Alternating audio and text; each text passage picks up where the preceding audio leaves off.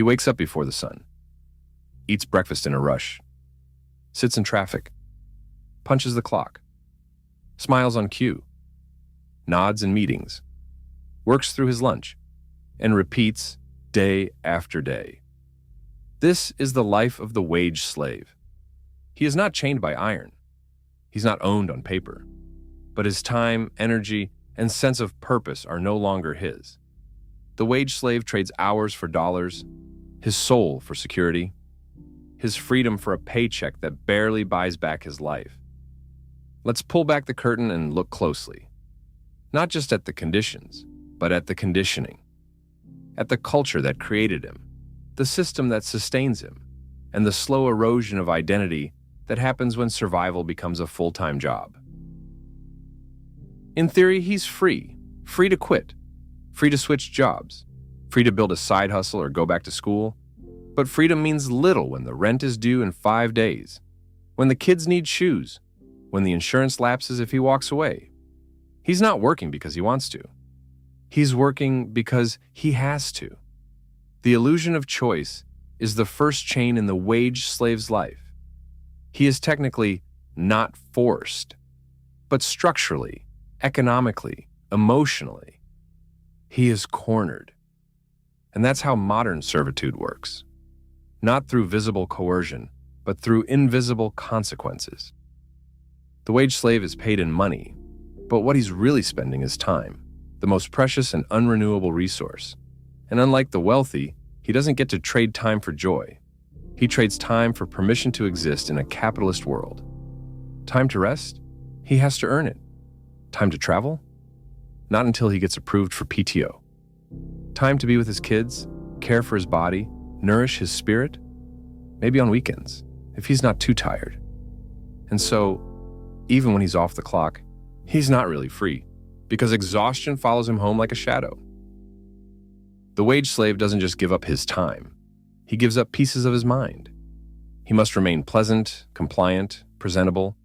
He must suppress frustration, hide depression, and stay professional. The emotional labor is endless. Laughing at jokes he doesn't find funny. Pretending to care about meetings that don't matter. Enduring micromanagement with a smile. Watching others rise, not on merit, but manipulation.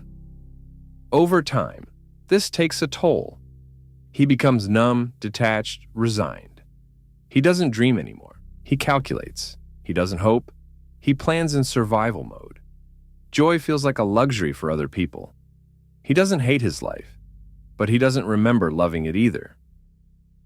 From birth, he's told, if you work hard, you'll succeed. Pull yourself up by your bootstraps. Stay loyal to the company, and the company will take care of you. But what happens when the company doesn't care? When wages stagnate while rent climbs? When degrees become debt traps and promotions are political? What happens when hard work doesn't work? He doesn't complain. Because complaint is weakness. He just tightens his belt, picks up overtime, and repeats the loop. He lives in a society that romanticizes the grind, but doesn't pay a livable wage. The greatest tragedy of the wage slave isn't financial, it's existential.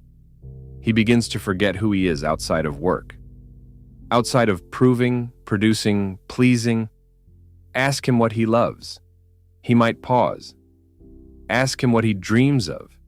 He might shrug. Ask him who he is. He'll tell you what he does. Because his identity has been consumed by utility. He's no longer a person. He's a function, a cog, an expense.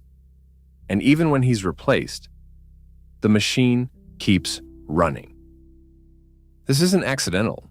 Wage slavery is not just a sad byproduct of capitalism. It's a feature. It's built on scarcity, on making people desperate enough to accept less than their worth, to fear quitting more than they fear burnout. It keeps the wheels turning, the profits rising, the labor obedient. And it's enforced not just by corporations, but by culture. A culture that shames rest, glorifies hustle, mocks the poor, and calls exploitation opportunity.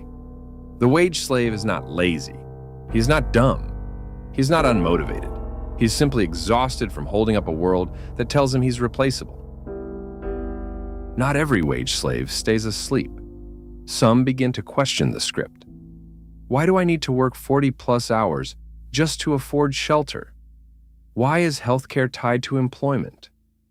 Why is everything getting more expensive while wages stay the same? They begin to see the trap. And some start to resist. They downsize. They unionize. They build businesses, not just side hustles. They seek freedom, not just security. Because at some point, survival isn't enough. There comes a deep, burning need for self-possession. To own your time, to reclaim your identity, to choose how your life is spent. The wage slave is not a failure. He's not weak. He's not blind. He's a person who has been told that sacrifice is noble, even when it leads to soul erosion. But he still has one thing the system fears most: awareness. And from that awareness comes choice. From choice comes courage. And from courage, maybe just maybe, comes freedom. Not the freedom to never work again, but the freedom to work on his own terms. To know that his time is not cheap, that his life is not for rent, and that being alive is not a debt to be repaid. He is not lazy. He is not entitled. He's tired of being owned. But now he knows he was never born to serve the system. He was born to live.